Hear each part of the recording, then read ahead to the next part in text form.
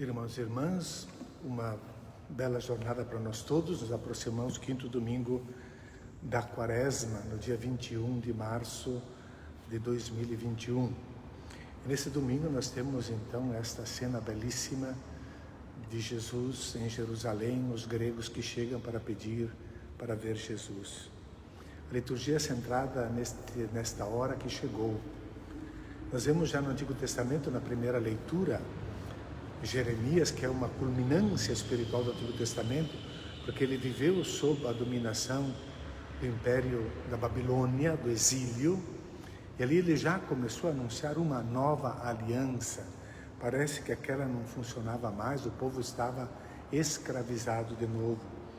Nessa nova aliança se passa não mais para uma de tipo político-militar, como era a aliança do Antigo Testamento de Deus, o soberano, com os seus vassalos, o povo de Israel, mas agora uma nova aliança, toda baseada na graça, na bondade, que vai estar escrita no coração do ser humano.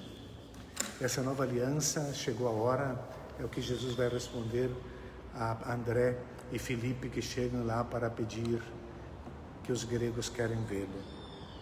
Uma frase para esta homilia é: Jesus glorificado como um grão de trigo na terra.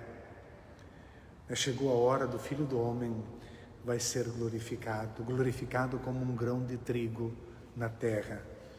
Então o Evangelho narra essa passagem, João 12, em que nós vemos, chegou a hora que o Filho do Homem vai ser glorificado. Em verdade vos digo, se o grão de trigo que cai na terra não morre, ele continua só um grão de trigo, mas se morre, então produz muito fruto. Quem se apega à sua vida perde-a, mas quem faz pouca conta da sua vida neste mundo, conservá-la-á para a vida eterna. E Jesus falava assim, então, para indicar de que morte ele haveria de morrer. Então a chegada dos gentios, essa tentativa, o fato de Felipe buscar o apoio logo de André para ir falar com Jesus, revela uma dificuldade da comunidade de aceitar, que já a tinham aceitado, já estavam dentro da comunidade dos pagãos, mas que não era uma passagem assim tão fácil para acontecer. Eles estão procurando, todo mundo vai atrás dele. Esse é o perigo, todo mundo vai atrás dele, como Jesus, como os fariseus no fim do ingresso messiânico de Jesus em Jerusalém, um versículo anterior a essa passagem que nós meditamos nesse quinto domingo da Quaresma. Os fariseus falavam: todo mundo vai atrás dele. Com essa chegada dos gregos, assinala que as coisas, a reação contra Jesus vai acontecer logo. Então está chegando a hora. João está escrevendo exatamente para pagãos. Ele sabe que a mensagem cristã chegou até os pagãos, e então pagãos gregos que no Evangelho, na matéria do Evangelho, aparecem só marginalmente, por exemplo no Evangelho de hoje, mas não é devido a uma escritura mal feita, mas talvez é exatamente esse texto quer fazer justiça a um aspecto importante da história do Novo Testamento.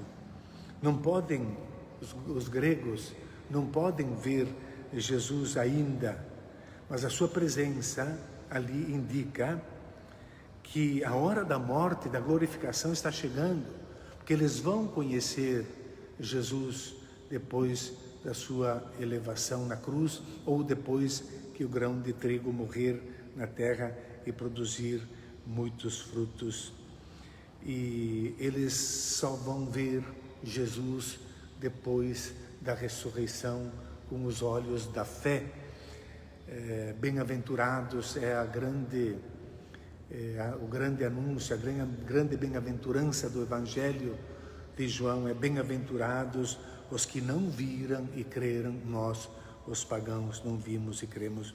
Os gregos que querem ver Jesus são, portanto, uma antecipação disso que acontece no versículo 32, anunciando aquilo que vai ocorrer na Sexta-feira Santa. Quando for elevado da terra, atrairei todos a mim.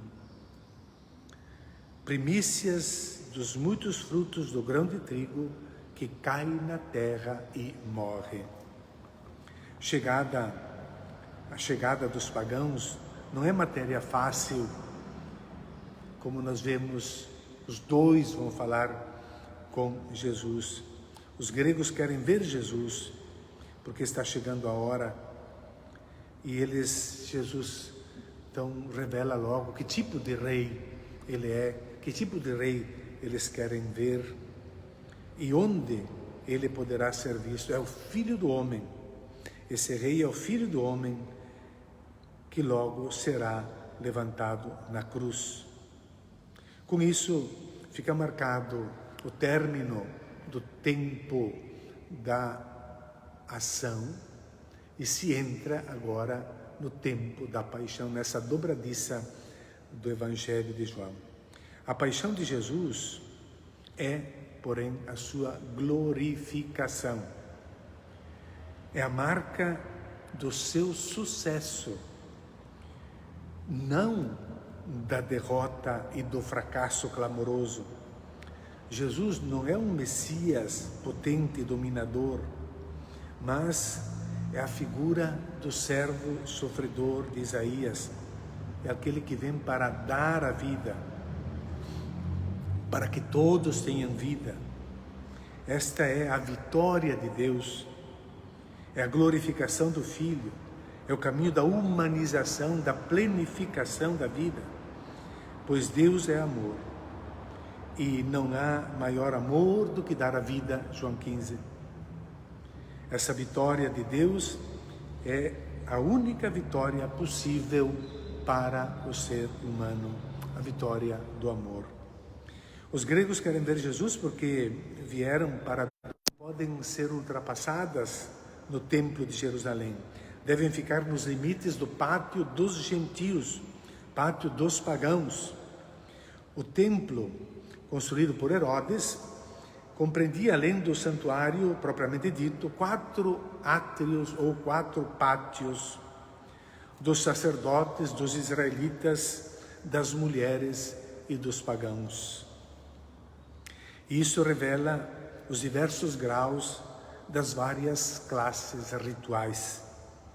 O mais externo, portanto, era reservado aos gentios, às gentes, aos pagãos, e havia nas placas espalhadas por todo o santuário, dentro dessas fronteiras, que nenhum gentio alogené ultrapasse a balaustrada de delimitação do templo.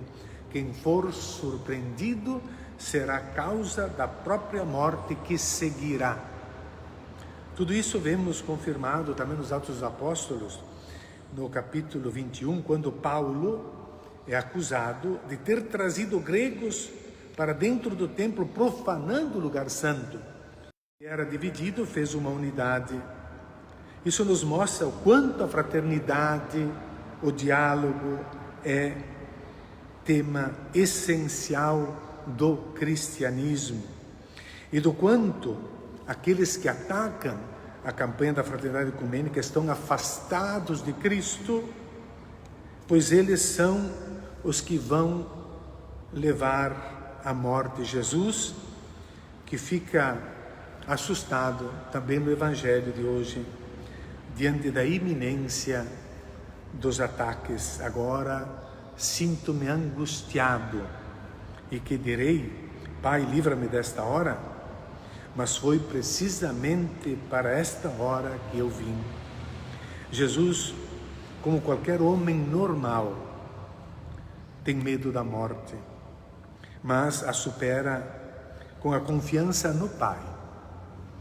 Corresponde essas palavras de Jesus: agora sinto-me angustiado, as palavras que no sinótico Marcos 14 diz que passa essa hora: Pai, afaste de mim este cálice, mas foi para isso que eu vim, disse Jesus. É a decisão de Jesus. Chegou a hora para a qual ele tinha vindo e aceita. Não porque não sente medo, angústia e turbamento, mas porque tem confiança em Deus, tem confiança no Pai. Pai, glorifica teu nome. Então se ouviu uma voz do céu: eu o glorifiquei e o glorificarei de novo. Jesus pede que o Pai glorifique o seu nome por meio dele, que o Pai se faça conhecer no Filho que ama com o mesmo amor do Pai os irmãos. A voz do céu, teofania, equivalente à transfiguração nos sinóticos, vem dirimir toda e qualquer dúvida sobre o Filho e sobre a missão do Filho. A multidão que lá estava ouviu dizia que tinha sido um trovão, outros afirmavam, foi um anjo que falou com ele. A teofania está sujeita a múltiplas interpretações. Para a multidão foi um trovão ou uma revelação angelical. E Jesus adverte que esta manifestação divina em relação ao seu destino final não é dirigida a ele, Jesus, mas é dirigida à multidão, que deve tomar conhecimento do projeto divino realizado nesta missão de Jesus. Essa manifestação mostra que no judaísmo Deus está distante, um trovão que assusta, ou uma revelação angelical por intermediários, porque Deus está distante, Ele é assustador, não podemos nos aproximar deles, mas ao contrário disso, durante toda a vida, Jesus foi pregando um rosto de Deus diferente, foi mostrando um rosto de Deus diferente, um Deus próximo, que não impõe medo, ao contrário, tira o medo, não tenhais medo. Claro que esta visão de Deus fez tocar o alarme nas autoridades judaicas. Eles não querem uma religião da proximidade de Deus, eles querem a outra religião para dominar, explorar. E por isso em João 11 já, no Sinédrio reunido depois da ressurreição de Lázaro, eles chegam à conclusão, o alarme tocando: se o deixarmos agir, todos acreditarão nele. E no texto que antecede imediatamente a nossa passagem de hoje, nós lemos que os fariseus dizem: todo mundo vai atrás dele. Claro que tocou esse sinal, essa ameaça, porque todos nós desejamos uma vida plena e os gregos, e todos encontravam essa vida plena em Jesus, que apresentava um Deus com rosto de Pai, não medo, mas amor e misericórdia, solidariedade, vida eterna, que em São João é equivalente à comunhão perfeita com o Pai. Os próprios gregos que subiram para o culto sentem-se atraídos por Jesus, daí que sonou também o aviso para Jesus: chegou a hora. Nesta hora, Jesus sentiu a chegada do momento da glorificação, que é o momento da cruz, os dois aspectos de morte e cruz, como esta mini parábola da semente do grão de trigo, que caindo na terra morre e morrendo produz uma espiga esplendente. É a morte de Jesus na cruz que se verá o amor universal, que mostrará o amor universal. A morte de Jesus na cruz revela o amor de Deus para toda a humanidade. Amor não só para alguns que tinha uma área privilegiada dentro do templo de Jerusalém, mas para todos os que o acolhem, para todos. Na cruz de Jesus havia inscrição mostrando essa universalidade desse amor em 3 línguas: hebraico, a língua falada no lugar,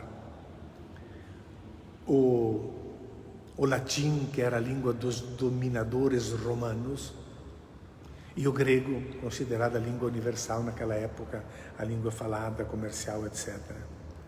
O amor de Deus é universal. Esse amor é mostrado pela imagem do grão de trigo. Não se vê toda a energia num grão de trigo, toda a beleza, toda a luz que ele contém, toda a sua potencialidade. Não se pode ver no grão de trigo, mas jogado na terra, morre e produz muito fruto. Essa é a condição da vida humana, para produzir muito fruto. Nós fomos criados à imagem e semelhança de Deus. A morte não pode destruir esta potencialidade, esse amor, essa beleza que Deus colocou no ser humano, que é capaz de amar e dar a vida para os outros. Durante a vida, não podemos nunca esgotar essa potencialidade, essa força de Deus que habita em nós. Somos um grão de trigo. Com a morte nos transformamos numa esplêndida espiga. Por isso, quem se apega à sua vida perde-a, mas quem faz pouca conta da sua vida neste mundo, conservá-la-á para a vida eterna, para a comunhão plena com Deus. Se alguém me quer seguir, siga-me. Onde eu estou, estará também o meu servo. Se alguém me serve, meu Pai o honrará. E assim, irmãos e irmãs, queremos colher essa palavra para a nossa vida nesse tempo de Quaresma, nesse tempo de campanha da fraternidade. Aliás, uma nota ainda que atrairei todos. Temos um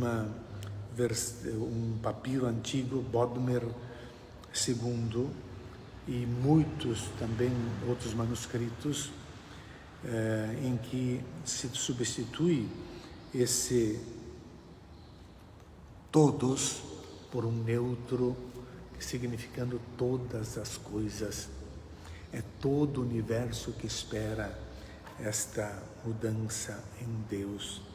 É como Paulo vai escrever na carta aos Romanos, no capítulo: toda a criação geme e atende e espera com impaciência de ser libertada da escravidão, da corrupção, para entrar na liberdade da glória dos filhos de Deus. Todas as coisas, todo o universo. Bom domingo a todos.